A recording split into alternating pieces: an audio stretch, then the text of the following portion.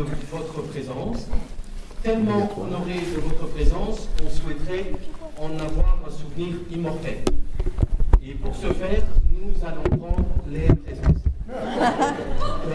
Est-ce que Marie Balland est parmi nous? Marie Balland, Marie? Elle est là, merci Marie. Merci d'être là, Marie. On est très honoré que tu sois là, Marie. Merci beaucoup. Et Morgane, est-ce que Morgane de Vries est là? Ah, bonjour Morgane. Bonjour Morgane, nous sommes très honorés de ta présence. Merci. Oui. Et alors, j'aurais voulu savoir si Laure Villeray était là aussi. Laure. Ah, bonjour Laure. Bonjour Laure. Merci d'être là. Nous sommes très honorés de ta présence, Laure. Est-ce que tous les autres sont là? Ok. En tout cas, s'il y en a qui manquent dans ce local ici aujourd'hui, on les remercie quand même de faire partie des 7 milliards. Des 7 milliards d'hommes et de femmes que nous sommes aujourd'hui sur la planète. Puisque, je ne sais pas si vous le savez, si vous ne le savez pas, je vous le rappelle, ou peut-être vais-je le rappeler à certains, depuis le lundi 31 octobre 2011, nous sommes 7 milliards sur cette planète. Dans les 7 milliards, il y a un peu de tout. Il y a des Gémeaux, des Béliers. De préférence, autant de Gémeaux, qui ne savent jamais se décider, que de Béliers, qui font tout le temps réfléchir.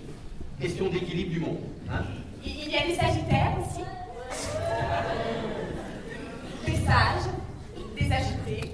Est-ce qu'il y a des agités? Il y a dans les 7 milliards des bedonnants. Il y a des bidonnants aussi. Il y a des mangeurs de boulettes frites sauce tomate. Des mangeurs de boulettes frites sauce lapin. Il y a des fossettes au menton dans les 7 milliards.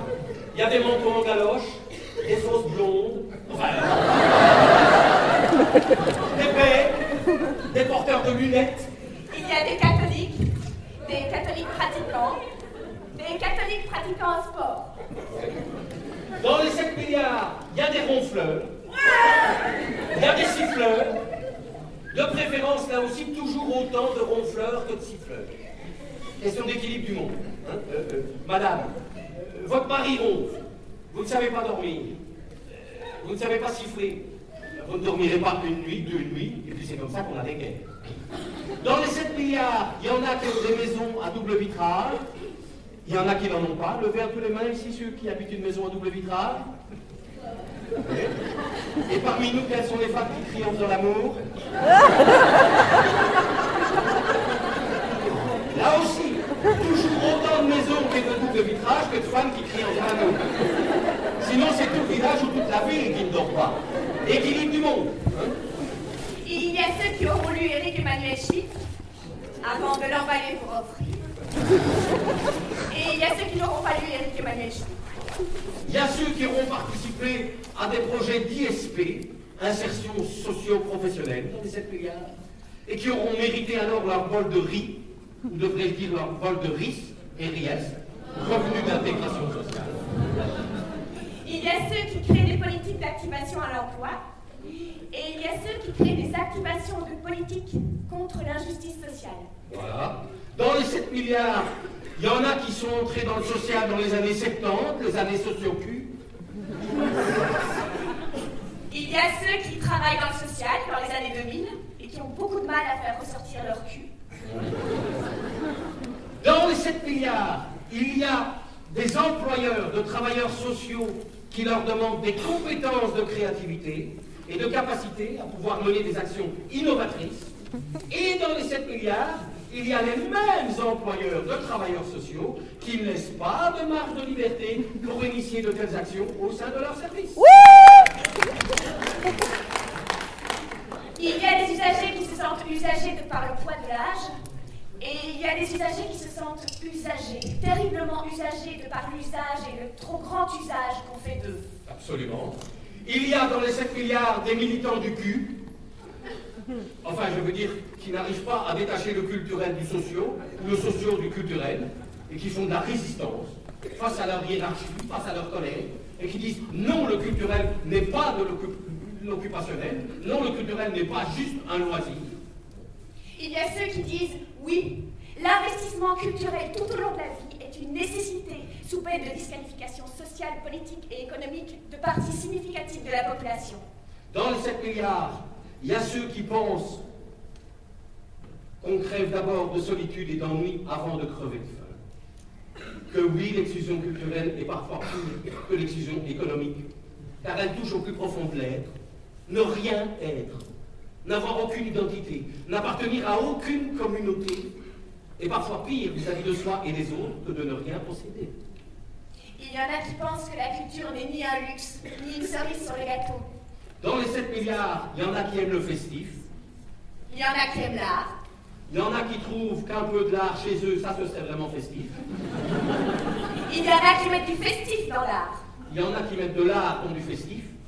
Et il y en a, que nous espérons les plus nombreux possibles, qui pensent que c'est semer au cours d'un certain festifard quelque chose qui nous fait pousser l'âme. À nous tous, les 7 fameux milliards. 7 milliards. Bon après-midi. Bon après-midi.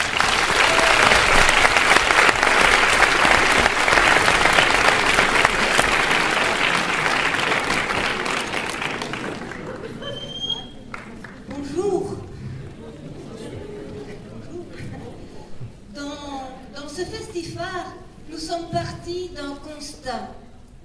Le monde moderne, fragmenté, pixelisé, notre monde, celui de la rationalité, de la science, des techniques, un monde où tout est contrôlé, prouvé, disséqué, ce monde rempli de techniques et de connaissances, nous laisse souvent seuls, sans voix, submergés de demandes sociales, mis en difficulté par des acteurs politiques aux abois qui n'ont qu'un seul mot à la bouche, austérité. Dans ce contexte, que faire en tant que travailleur social? Perdre le sens, perdre la boussole. Ce monde produit du désenchantement. Face à ces constats, avec toute une équipe de profs et la direction, nous avons osé mettre au travail une intuition, une question, une tapoder. Est-ce qu'une nouvelle connexion avec l'art et la culture ne deviendrait-elle pas une voie pour produire un réenchantement de notre monde et plus modestement de notre métier de travailleur social? Pour explorer cette question, nous avons invité tout au long de ces 3 jours des artistes, des acteurs culturels, des chercheurs, des assistants sociaux. Ils nous ont apporté leurs témoignages, mais surtout avec eux, nous avons commencé concrètement à créer de nouveaux chemins de convergence entre l'art, la culture et le social. Réenchanter le social par l'art et la culture, ne serait-ce pas reconstruire une puissance d'agir, comme le disait Christian Morel ce matin? Retrouver une envie d'exister dans ce monde, oser vivre et dire notre sensibilité, nos émotions, créer des lieux, des espaces, une école où nous pouvons être tout simplement dans notre singularité et notre fragilité d'être humain. Réenchanter le social, possible, pas possible, la question reste ouverte. Je laisserai aux 2 intervenants de cet après-midi l'immense joie de nous faire un pas de plus dans notre réflexion. Cet après-midi, nous devons excuser M. Alain de Wassège, qui était terrassé par la fièvre. Nous aurons le plaisir d'écouter successivement M.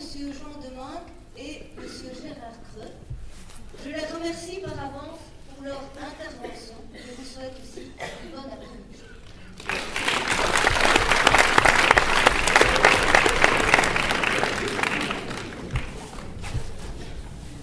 Allô?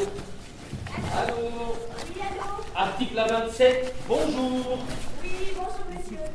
Voilà, je vous appelle parce que je suis animatrice dans le centre culturel et nous organisons des stages durant l'été, mais malheureusement notre stage du mois de juillet est ici maintenant ne se remplit pas beaucoup et il est tellement trop tard pour annuler vis-à-vis de l'animateur. Nous aurions besoin que vous nous finissiez quelques articles.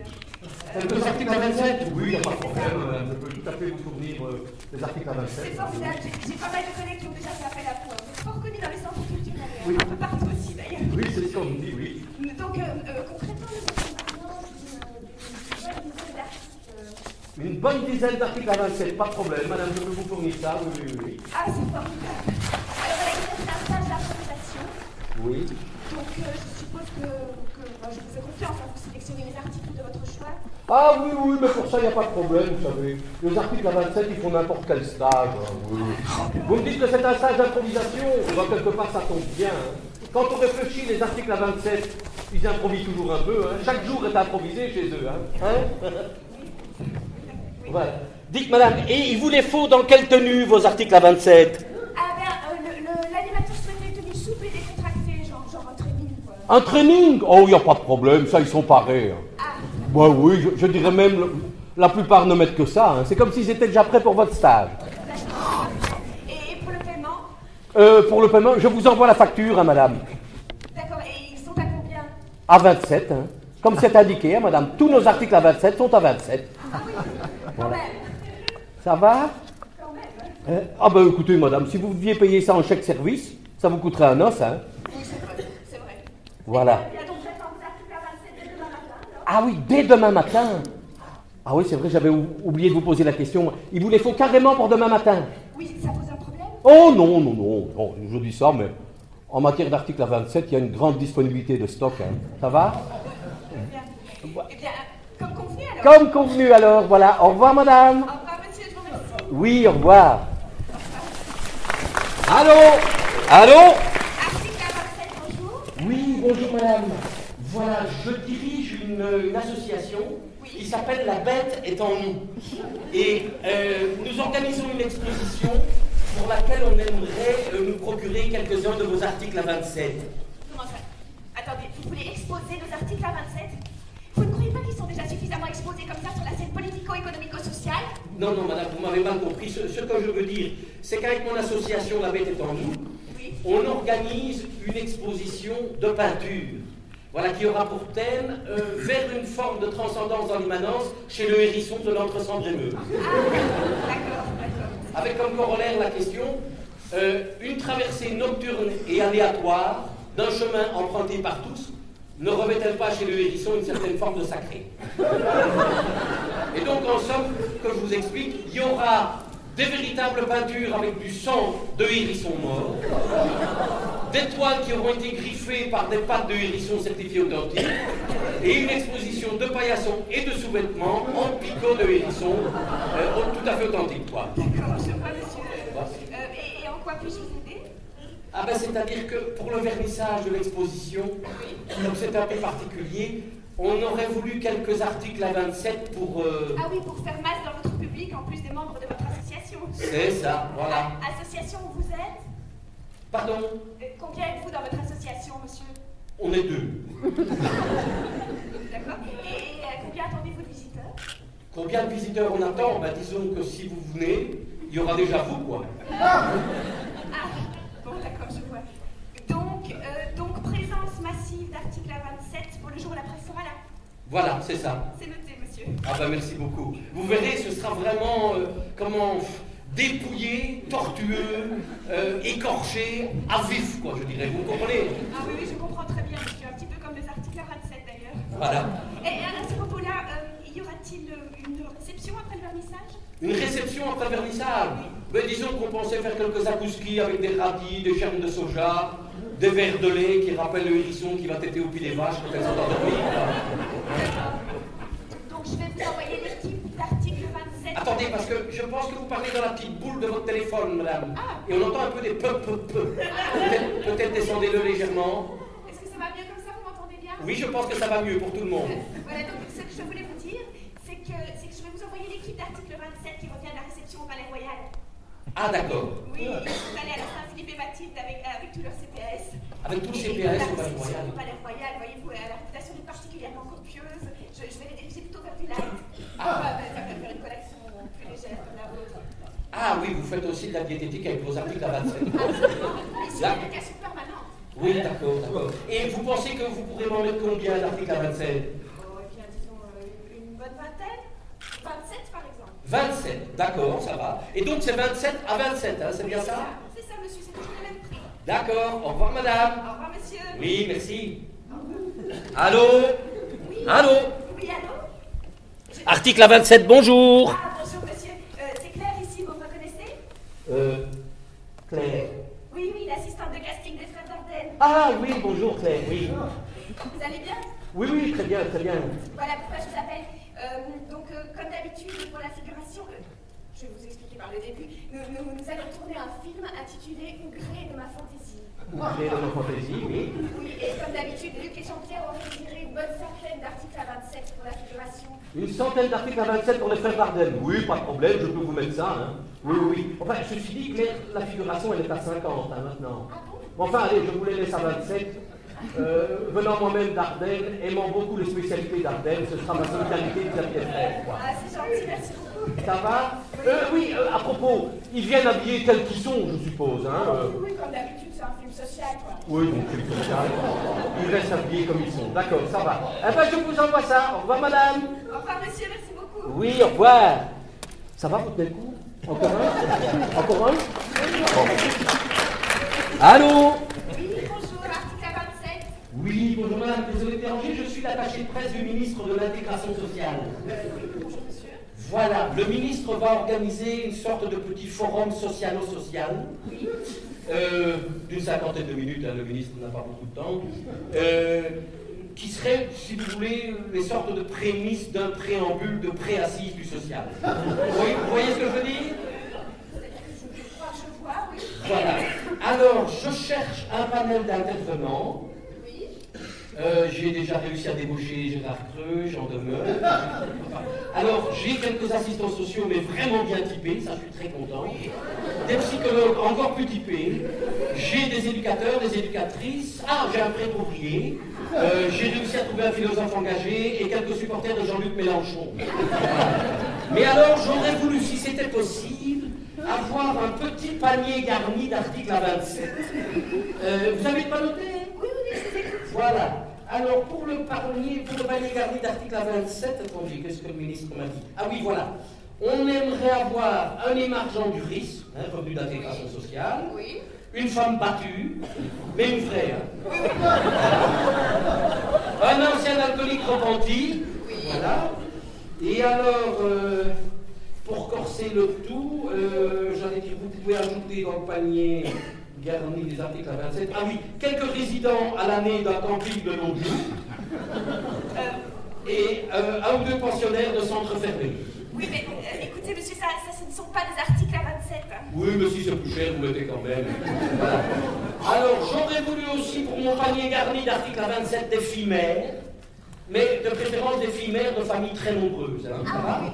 Oui. Un expulsé d'habitation sociale, 200 ou 300 papiers, un accidenté du travail, Oui. mais qui était bien accidenté. Voilà. Et alors, pour conclure, écoutez, je crois que c'est déjà pas mal, quelques beaux spécimens de surnuméraires. Des surnuméraires, vous voulez dire des exploités? Non, on n'a pas tout à fait exploité, parce que pour être exploité, il faudrait encore qu'ils aient des valeurs convertibles en valeurs, des compétences convertibles en valeurs sociales. Hein? Donc, quand on n'existe pas socialement, on n'existe pas socialement, on est inutile au monde, quoi. D'accord. Je voudrais quelques beaux spécimens de surnuméraires. Oui, mais écoutez, monsieur, ça va pas être si facile que ça. Écoutez, si vous me trouvez des beaux spécimens de surnuméraires, je surrémunère. Ça va? D'accord? C'est quand même pas difficile de trouver des inutiles au monde, hein? Il y en a partout en ce moment. Quelques bons inutiles, hein? Je dirais des superfétatoires. Ça va? D'accord? On est d'accord, mademoiselle? Pas exactement, monsieur. Comment voulez-vous qu'on sache qui entre dans les surnuméraires aujourd'hui? Écoutez, mademoiselle, chacun son boulot. Hein. Dois-je vous rappeler qui subventionne les articles de vos articles à 27, madame? Non. Bon, allez, bon travail et trouvez-moi de beaux surnuméraires. Et bonjour à vos articles à 27, hein. Ils nous sont précieux. Hein. Ah, qu'est-ce qu'on les aime. Au revoir, madame. Au revoir, monsieur, bonne journée.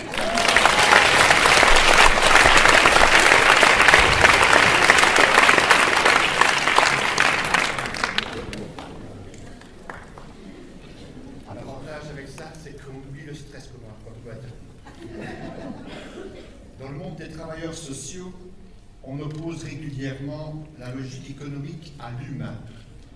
On oppose le monde de la gestion des choses au monde de la relation humaine.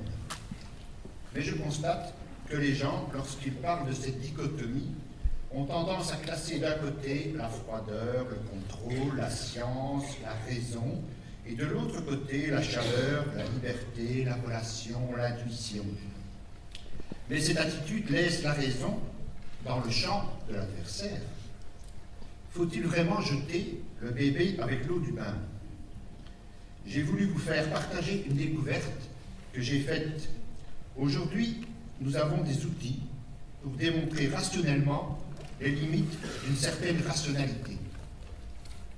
Aujourd'hui, des philosophes ont disséqué la rationalité qui s'est développée avec la modernité et ont cru pouvoir détecter que la rationalité instrumentale qui a créé le succès de l'économie occidentale n'était pas la rationalité, mais une rationalité réduite.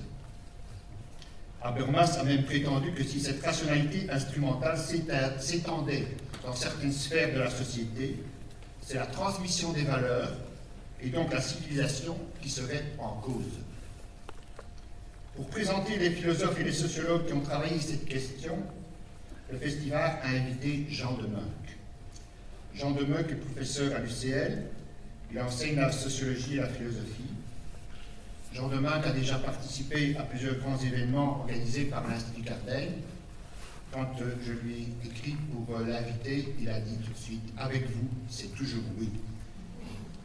Jean Demeunk a l'art de rendre compréhensibles des théories extrêmement complexes. Je suis très content de vous le présenter. Jean, tu as la parole.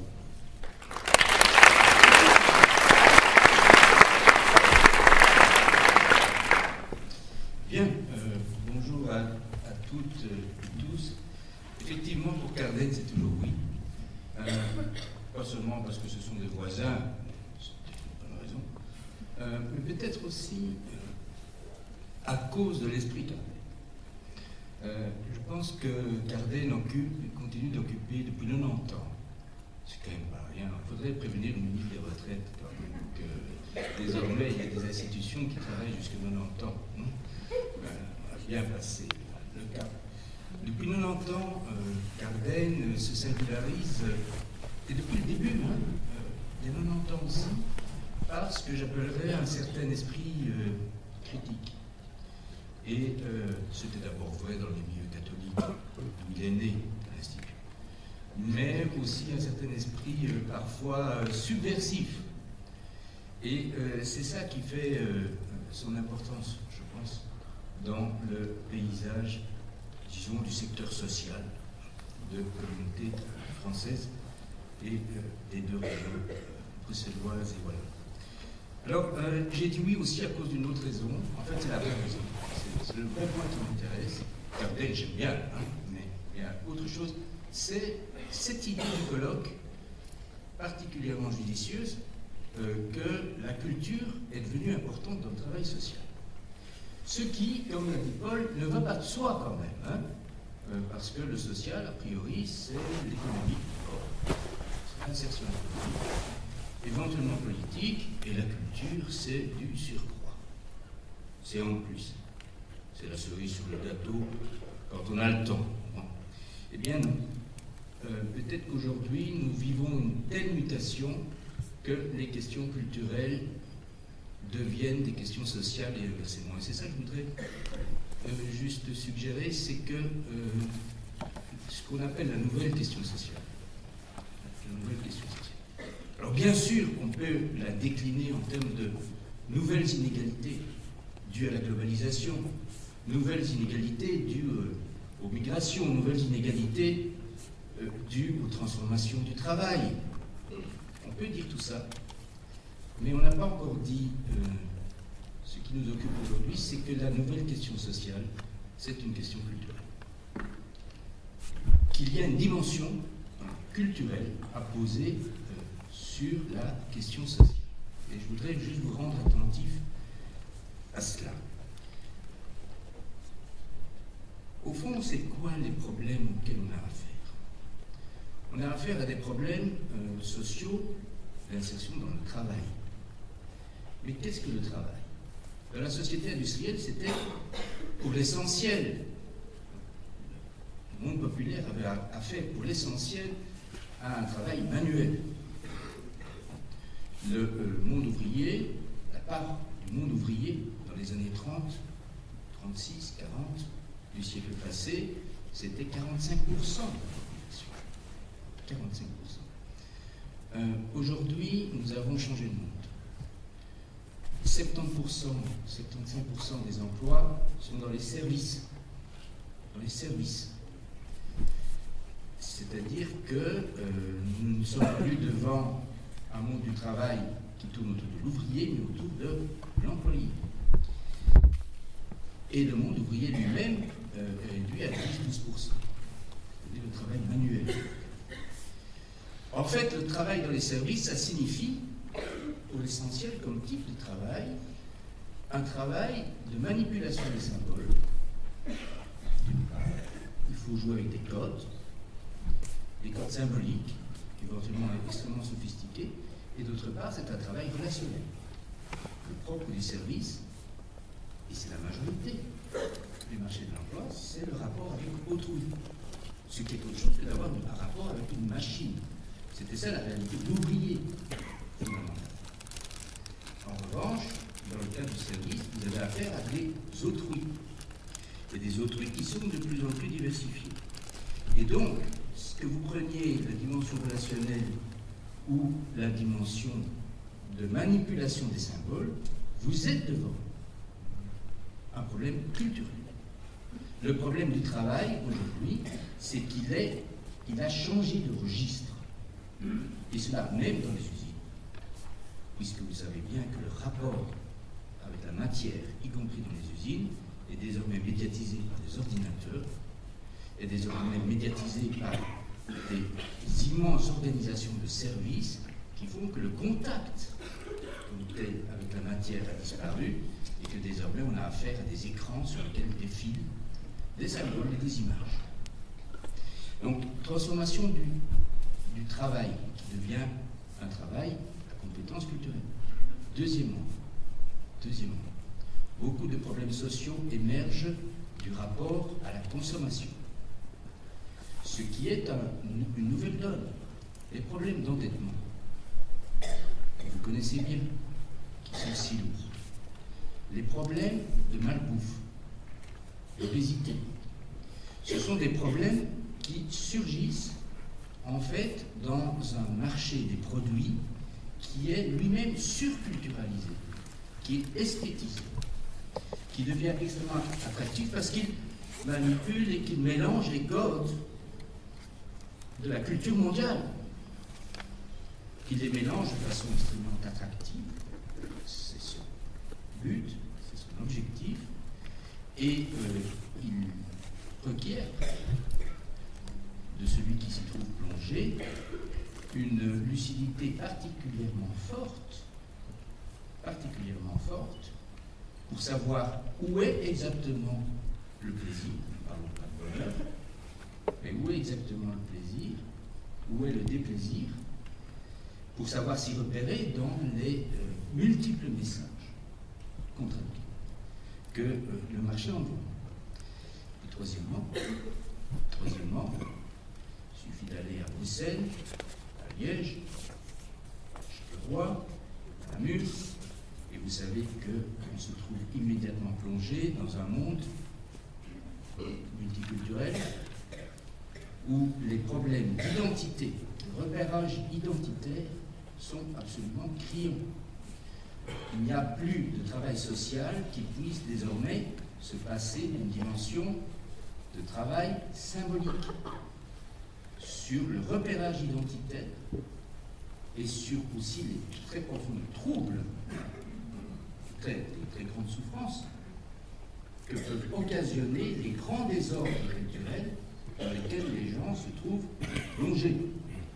Parce qu'ils viennent d'immigration de première, ou de deuxième, ou de troisième génération, parce que le monde culturel qui est aujourd'hui le vôtre, au contraire du monde culturel qui préexistait du temps de la société industrielle à la société contemporaine, ce monde culturel est devenu incohérent, inconsistant. Il envoie les messages les plus divers et les plus contradictoires. De sorte que la question identitaire, qui se traduit par des demandes incessantes de reconnaissance sous une forme très très profondément vécue, ces demandes identitaires sont en situation d'inflation permanente. Donc, en fait, la question sociale aujourd'hui est une question culturelle. Et c'est sa difficulté, parce que peut-être que du temps de la société industrielle, on pouvait traiter les questions sociales comme des questions économiques, et on s'appuyait sur des grands appareils de socialisation culturelle qui étaient cohérents, qui étaient ce qu'ils étaient. En fait, ils existaient. Il y avait l'Église, il y avait l'État, il y avait le monde ouvrier, qui avait une culture, qui avait des valeurs cohérentes, la culture du travail, la culture du mérite, la culture de la lutte. Tout ça faisait un monde culturel, et au fond, le travailleur social ne devait pas prendre en charge la question culturelle. Il ne devait pas la prendre en charge. Aujourd'hui, on ne peut plus prendre en charge la question sociale sans prendre en charge la question culturelle de la reconstruction des identités. Et donc, vous voyez, la question culturelle, c'est pas seulement la question de mettre un peu de plaisir ou réenchanter, c'est la question constitutive aujourd'hui de la difficulté sociale. Et n'importe quel travailleur social, en fait, le sait. N'importe quel travailleur. Parce qu'il doit rentrer, dès qu'il a un problème social à régler, dans des délibérations, dans des négociations dont une part seulement est socio-économique. C'est la question de l'administration, c'est la question du revenu, bien entendu, c'est la question du logement, mais dont l'autre part est identitaire, symbolique, c'est une question de signification. Ne comptez pas sur la société dans son ensemble pour résoudre cette question. Les appareils de socialisation, les grands appareils de socialisation, sont définitivement morts. Ils ne vont pas ressusciter. En revanche, ce qu'on peut espérer, c'est qu'il y ait suffisamment d'énergie, de moyens qui soient mis dans la construction de dispositifs de résolution de problèmes d'ordre symbolique avec les gens. Alors, je pense que c'est à partir de ce diagnostic un peu peut-être perturbant pour ceux qui appartiennent à la vieille école qu'il faut aussi lire ce que Paul évoquait, à savoir l'intrusion de ce qu'il appelle la raison instrumentale ou de la raison gestionnaire. Si vous voulez, face à cette crise culturelle qui est une crise du sens, de la capacité de donner du sens, il y a une réponse possible. C'est de ne pas s'en occuper. C'est de considérer que ce problème-là est du ressort des individus, que c'est du ressort des personnes, ou des préférences, comme disent les économistes, des préférences individuelles, des styles de vie. Ce n'est pas le problème du collectif. En revanche, ce qui serait le problème du collectif, c'est la question des moyens. C'est la question de la gestion des ressources. Et il est vrai que depuis une trentaine d'années, on a vu des nouvelles formes de management s'introduire dans les administrations publiques qui viennent en fait des administrations privées, des entreprises, et qui définissent en fait l'action valide, celle qui doit être, comme l'action qui optimalise le rapport entre les moyens et les fins. On raisonne dans ce cas-là, toute fin étant donnée, quels sont les meilleurs moyens à mettre en œuvre. Alors il y a plusieurs plusieurs figures de cette raison instrumentale. La première, c'est la gouvernance, ce qu'on appelle depuis le livre blanc de la Commission européenne de 1999, la gouvernance, qui, vous remarquez, a remplacé la notion de gouvernement. On dit gouvernance, justement, pour ne pas dire gouvernement. La gouvernance, ça consiste à faire disparaître toute discussion sur les finalités pour survaloriser la discussion sur les moyens et la gestion des moyens. Ça consiste, c'est pour ça qu'on ne dit plus gouvernement, à faire disparaître, à rendre invisibles les centres de décision dites politiques, puisqu'on suppose qu'ils deviennent pratiquement non nécessaires dans des programmes de gestion généralisés, pour survaloriser les coordinations, les organisations. On fait disparaître, si vous voulez, en quelque sorte la politique, l'acte de décider et d'être responsable d'une décision, derrière des considérations d'organisation, de mise en œuvre. La gouvernance, c'est un modèle qui permet d'éviter toute discussion sur le sens. Elle s'est motivée pour de bonnes raisons, en un certain sens, on comprend, puisque la question du sens divise les sociétés, puisque le sens est tellement fragmenté, eh bien, essayons de construire de la légitimité politique sans prendre en charge la question du sens. Donc, la gouvernance, si vous voulez, c'est un évitement de la question de la signification de ce que nous faisons au profit de la seule considération de la performance de ce que nous faisons. L'essentiel, c'est que ça ne coûte pas trop cher.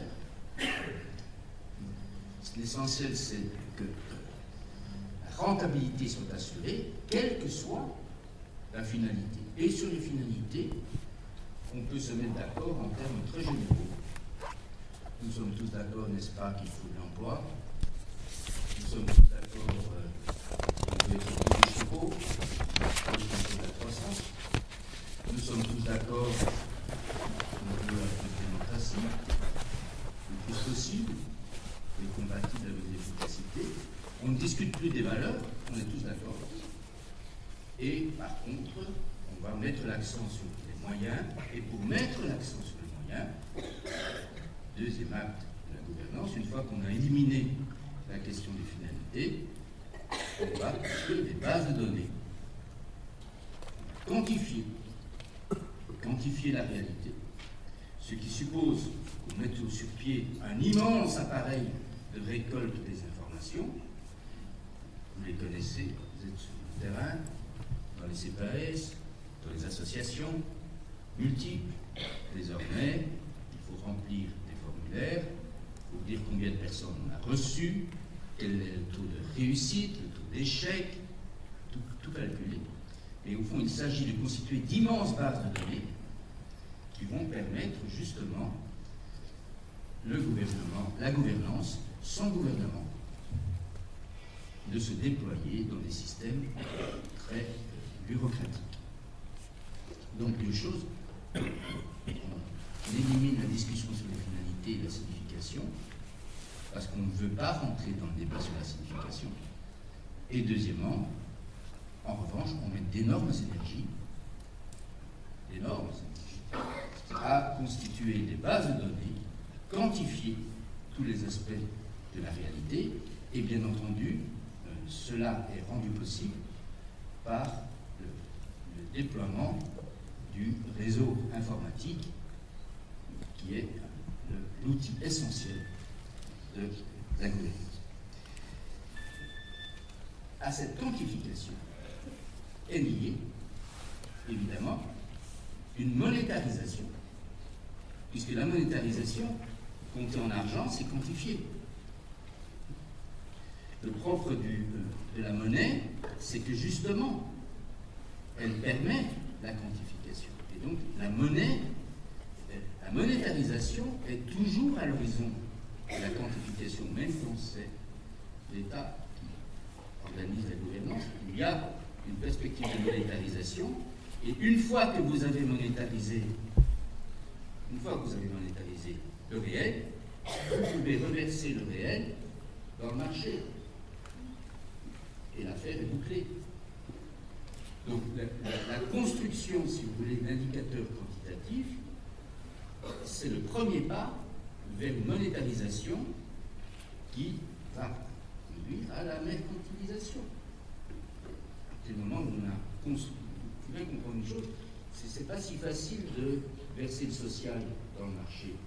Il faut des étapes de quantification, de monétarisation. On a vu ça en Angleterre.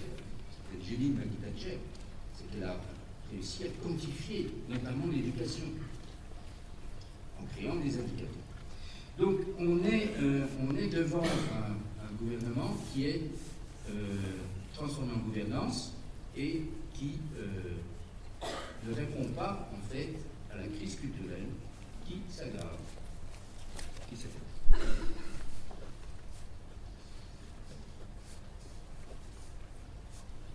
Alors, que veut dire présenter une alternative? C'est ça la question que vous me posez pour moi. L'alternative est devenue très difficile. Elle est devenue très difficile parce que les registres de la critique sont difficilement mobilisables devant une raison gestionnaire. Parce que la raison gestionnaire, le propre de la raison gestionnaire, c'est qu'elle a toujours raison. Elle dispose des informations. Elle a accumulé des données. Elle a fait les calculs. Elle montre ce qui est possible et ce qui ne l'est pas. Donc, il est très difficile, si vous voulez, qu'on s'épuise, en quelque sorte, à lutter contre elle sur son terrain. En revanche, ce que l'on peut faire, c'est occuper un terrain qu'elle a délaissé. C'est occuper justement le terrain culturel. Et qu'est-ce que ça veut dire occuper le terrain culturel? Ça veut dire occuper le terrain de la subjectivité, reposer la question de subjectivité, et ça veut dire aussi reposer la question de la finalité. Le moyen, c'est bien. Qu'en est-il des finalités? Alors c'est là que, justement, l'art apparaît comme une possibilité. Et une possibilité rationnelle. Même si on peut croire que l'art n'est pas rationnel, en fait, il est rationnel de reposer des questions de finalité. Il est rationnel de reposer des questions de subjectivité. Mais c'est une autre raison. C'est la raison de l'art. Alors pourquoi est-ce que l'art apparaît comme une voie? Je ne dis pas l'unique voie. Peut-être qu'il y en a d'autres. Mais c'est une voie. Qu'est-ce que c'est l'art? L'art, c'est le travail qui peut être fait sur les codes. Les codes de perception, les codes à travers lesquels nous percevons le réel, et puis aussi les codes de communication. C'est un travail qui est fait sur, véritablement, nos catégories les plus fondamentales de pensée. C'est à ça que sert d'ailleurs à l'occasion l'humour. Si l'humour est subversif, vous savez que ce n'est pas antinomique avec le fait qu'il est profond, c'est que l'humour peut bouleverser complètement tout un système de catégories. C'est d'ailleurs le dernier rempart qui reste quand la critique devient impossible. C'est qu'on n'a plus qu'une seule chose à faire, c'est se fiche de la gueule des experts. Donc, c'est le point de, si vous voulez, le point de comparaison avec l'humour. Mais l'art, c'est autre chose que de l'humour. Parce que dans l'art, il y a la construction, il y a l'œuvre, il y a la création d'une certaine pérennité.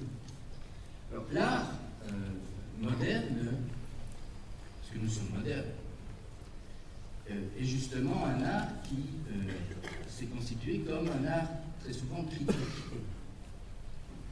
Qu'est-ce que c'est l'art critique? Tout art n'est pas critique. Il y a l'art qui n'est pas critique du tout, hein, qui fait du joli. C'est bien de faire du joli. C'est mieux de vivre dans le joli que pas.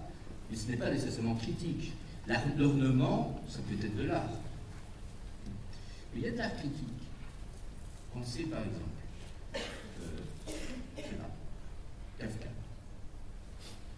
le château, le procès, l'allégorie du type qui est devant le château qui veut y rentrer et en fait il n'y arrive pas, on le renvoie toujours et on lui dit qu'il y a une faute dans le dossier, que son nom n'apparaît pas, et une faute administrative. Pendant tout un roman, Kafka nous décrit la détresse de ce type qui n'a pas d'existence administrative.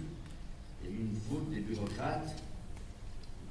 Au fond, c'est une critique très puissante. Tout le monde peut se retrouver dans le château de Kafka. Prenez les films de Buñuel, par exemple, ou d'Almodovar. Critique de la sexualité bourgeoise.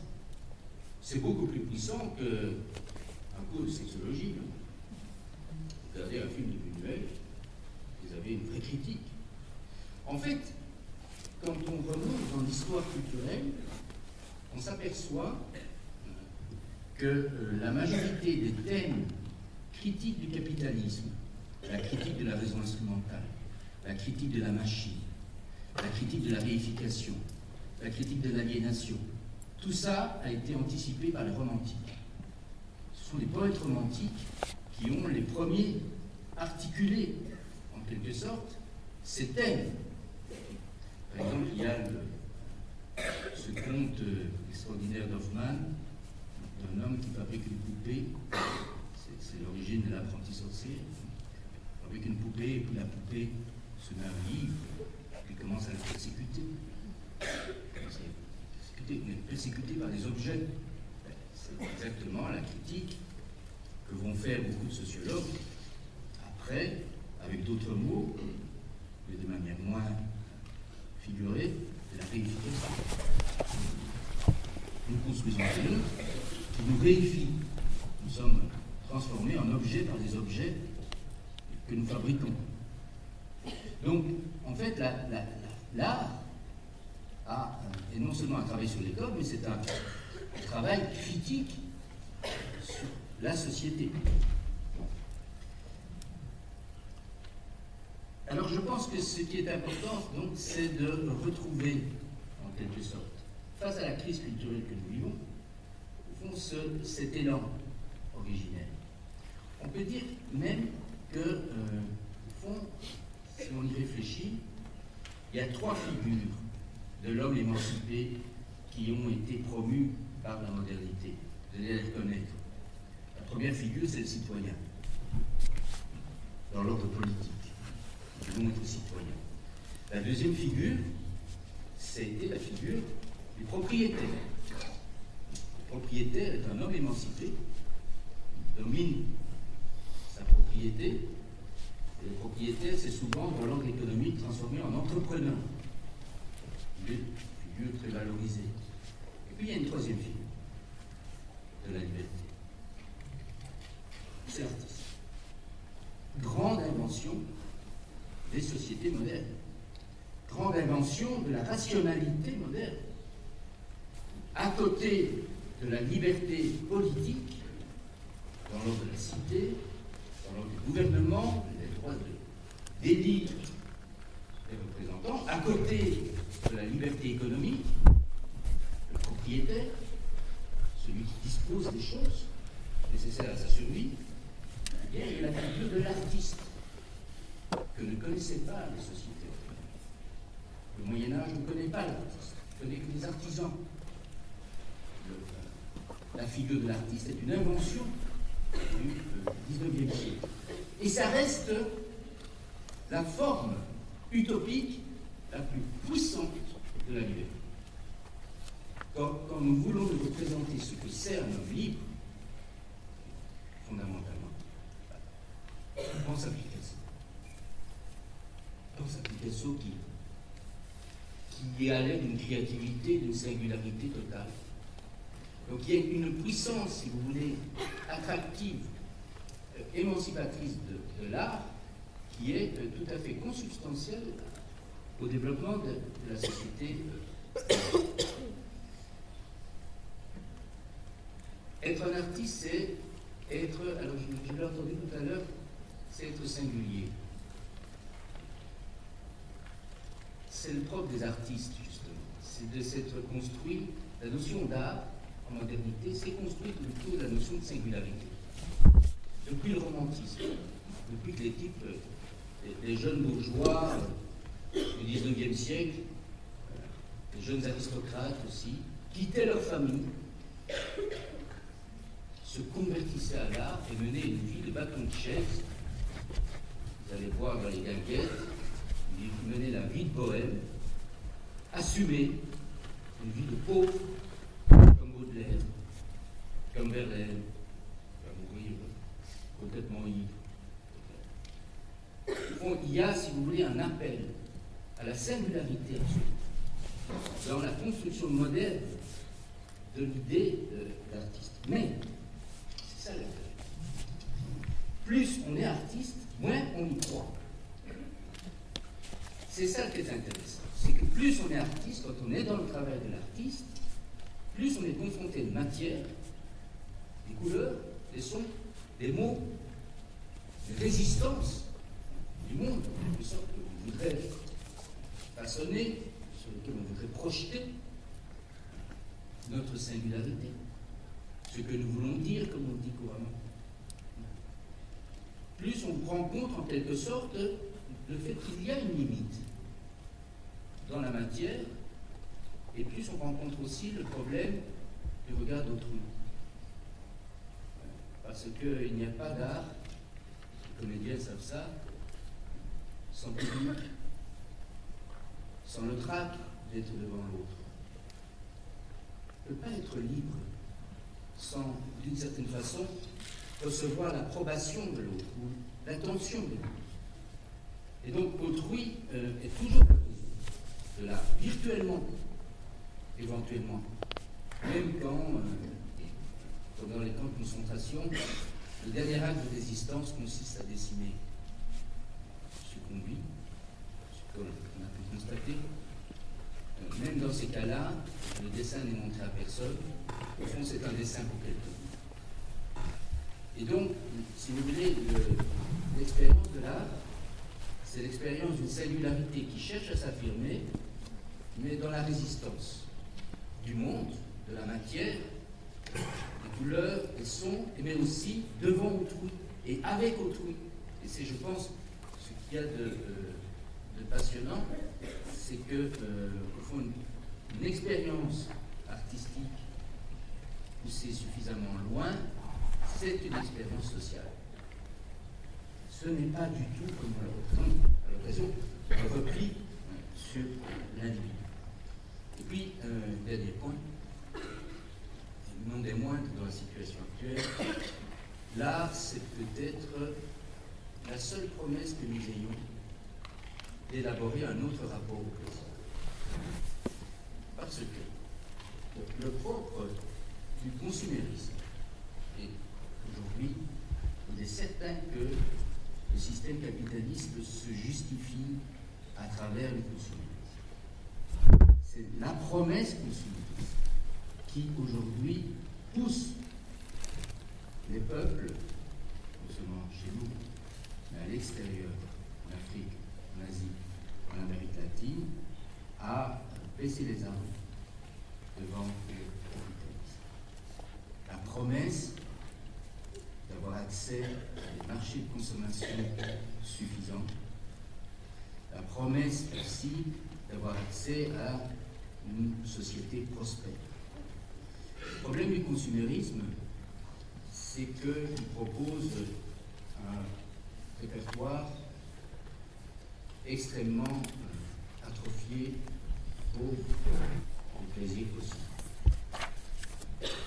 le consumérisme est au service du plaisir. Il attire par le plaisir.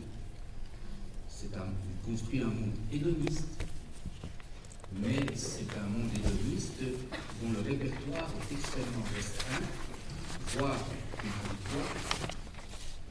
Il instrumentalise toutes les formes de signes pour convaincre de consommer, mais en même temps, il standardise qui ne va plus acheter ses meubles chez Ikea,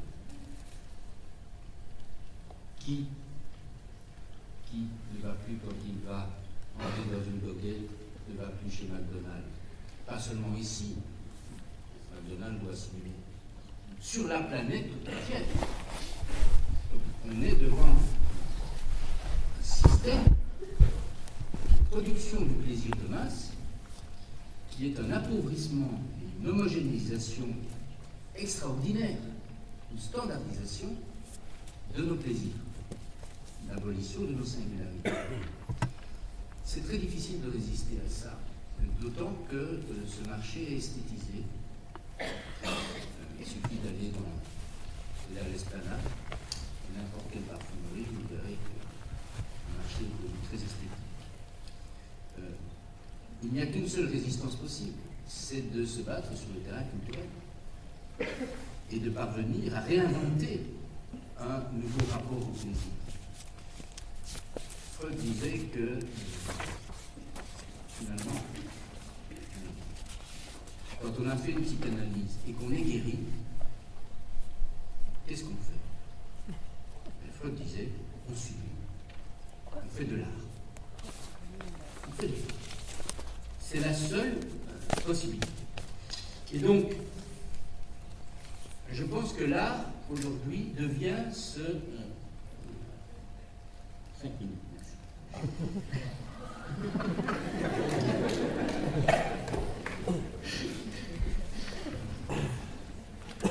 Donc, c'est du plaisir. Donc, Freud disait finalement la sublimation, l'art devient la seule issue par rapport aux impasses de la condition humaine. Et justement, si la question de l'art ressurgit aujourd'hui, c'est précisément en ce point très précis où la question de qu'est-ce que nous faisons avec nos plaisirs dans une société prospère trouve difficilement une réponse non consumériste, c'est-à-dire une réponse qui n'est pas favorable au maintien d'un système capitaliste qui produit effectivement des inégalités. Donc, je résume. Je suis parti d'une question sociale qui devient une question culturelle. La question sociale est une question. Et il faut bien que le travailleur social prenne en charge cette question culturelle. Il y a une réponse qui ne prend pas en charge la question culturelle, la question de la signification, la question des finalités, la question de la subjectivité. Et c'est la réponse de la gouvernance, le modèle de la gestion, le modèle de l'optimisation. Et il y a une forme de rationalité alternative possible, critique, qui est portée par l'artiste.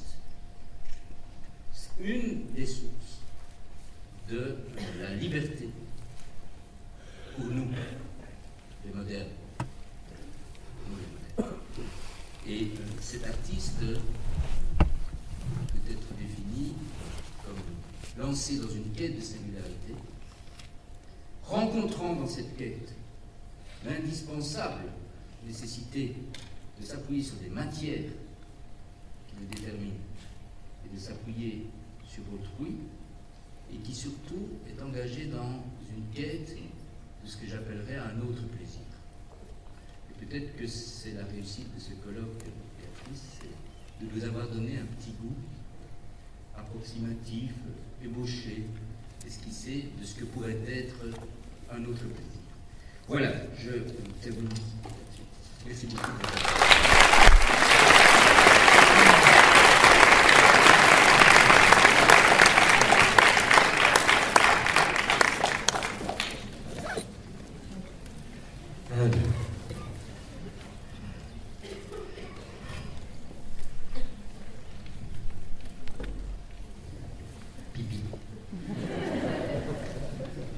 Oh là là, Claire. Ça va? Ça n'a pas l'air d'aller. On dirait que tu as mal aux articulations. Tu m'entends? Oui, je t'entends. J'ai surtout mal aux articulations entre l'art, la culture et le social. Bon, bah zut alors. Moi qui me disais qu'en tant qu'élève, assistante sociale à Cardeil, tu allais sortir de ta promotion rayonnante, irradiante, d'un certain enchantement professionnel. Ouais, bah ça tu parles. Comment ça va? Attends, ne me dis pas que, alors que tu n'es même pas encore sorti de l'école, il va falloir déjà penser à un réenchantement professionnel. Je t'explique. Tu sais que face à la rationalité instrumentale, on nous a encouragés à pratiquer l'artistique en intervention sociale. Oui. T'as entendu parler du festif art? Oui. Et de ces fameux mots-clés fête art, ART, tintamarre, encart, regard. Ouais, et ben moi, l'art, ART, on peut dire qu'il aura eu ma peau. Comment ça, ta peau? Bon, tu sais qu'encouragée par l'école, j'ai suivi un stage d'improvisation à l'Académie d'été du Château. Oui, oui, oui. Je me suis dit chouette. Voilà une pratique que je vais pouvoir expérimenter dans mon stage en institution. Et alors? Alors c'était le cathare. La catastrophe dans les règles de l'art. Comment ça? Je t'explique. Oui. Est-ce que ça va le micro? Vous voulez qu'on l'enlève ou pas? Vous entendez? Ça fait pas trop de pop-pop? Ok. Un peu quand même? Non, faut s'y habituer. Hein. C'est ça la pratique artistique dans le social.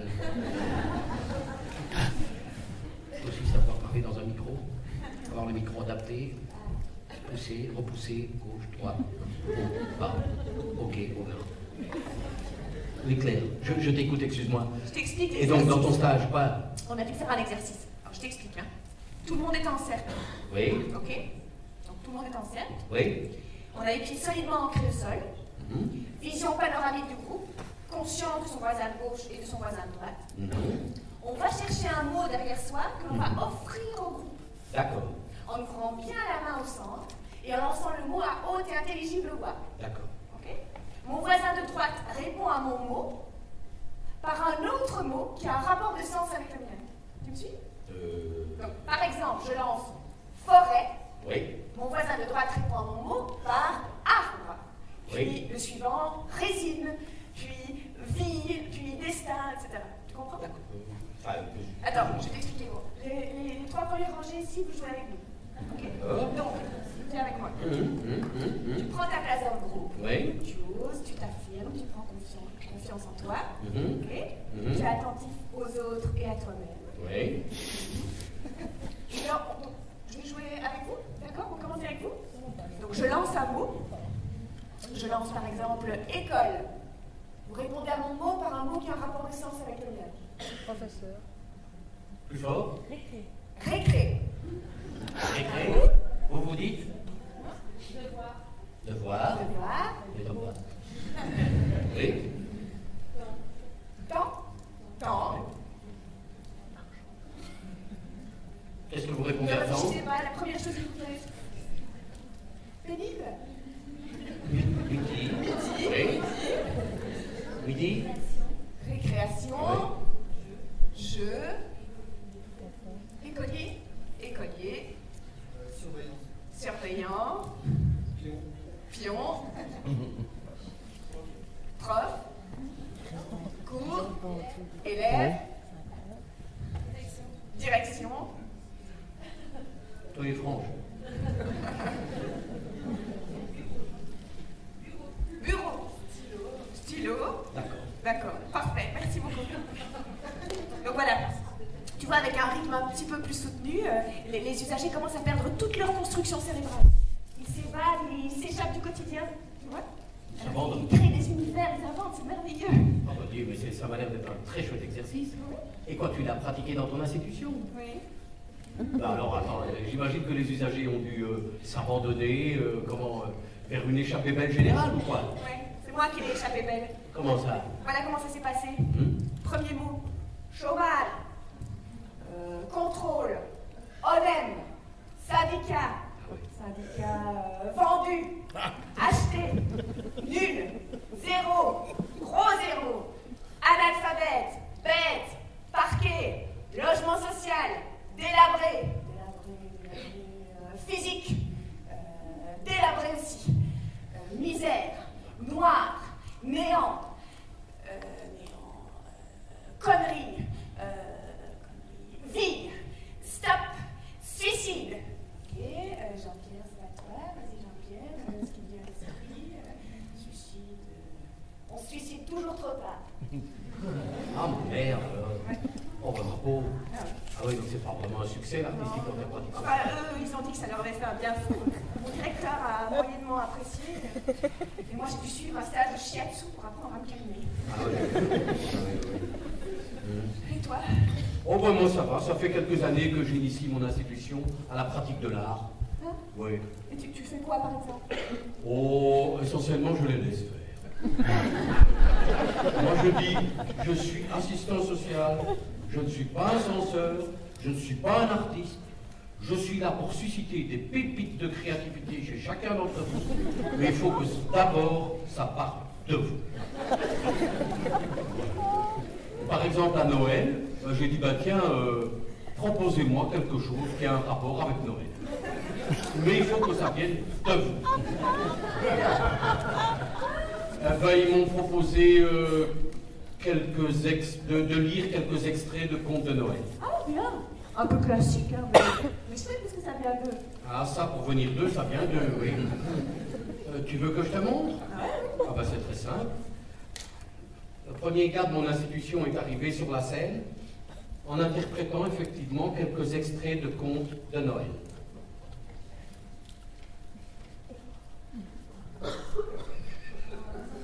Belgacom, moins 114 €. Electrabel, moins 76 €. Cadeau, belle maman, bouquet de fleurs. Enfin non, une rose, 2,50 €. Bûche de Noël Aldi, moins 11,95 €. Remboursement prêt machine à laver Vandenborg, moins 24 €. Remboursement prêt TV Krefel, moins 36 €. Remboursement prêt Maurice Noël, moins 125 €. Remboursement prêt voiture d'occasion, moins 130 €. Intérêt retard pour compte en négatif, moins 256,94 €. Joyeux Noël quand même.